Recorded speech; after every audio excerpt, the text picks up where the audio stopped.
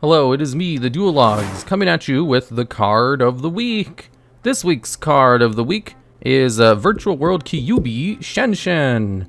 This is a generic level 9 synchro monster, which has the effects that any card in the field is sent to the banished instead of going to the graveyard.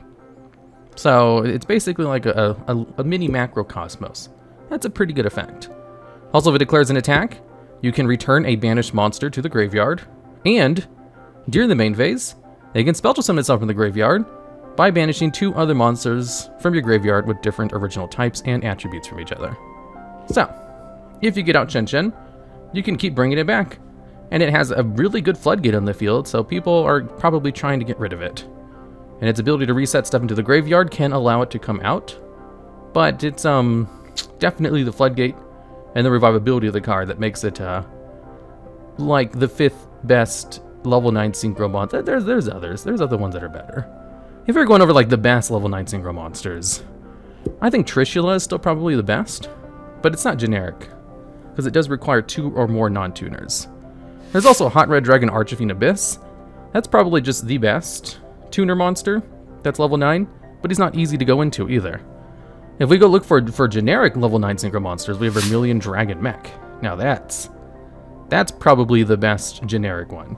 Like, it destroys cards in the field once per turn, and if it's destroyed, you get back one of your banished tuners, so it recurs advantage.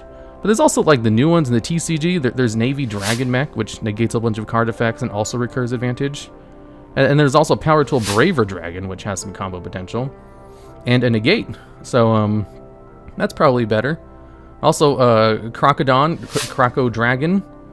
I wouldn't say it's better than Shenshen, but it's probably an option. And then Cloud Castle. If VFD ever gets unbanned, that's also a better card. It's in the top 10. I'd say it's top 10 of like the 30. I think there's only 30 of them.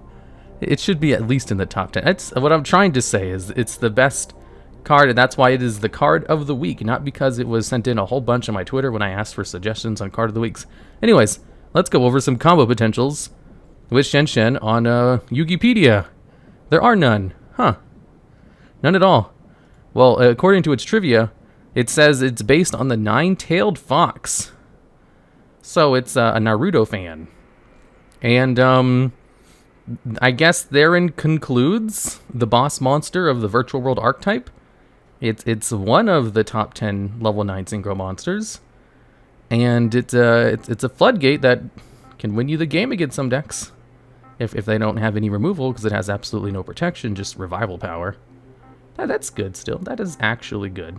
I'm not gonna downplay that floodgate. Floodgates are good for a reason. It's just when it comes to generic usability outside of Virtual Worlds, there's like 5 other options that you can probably consider.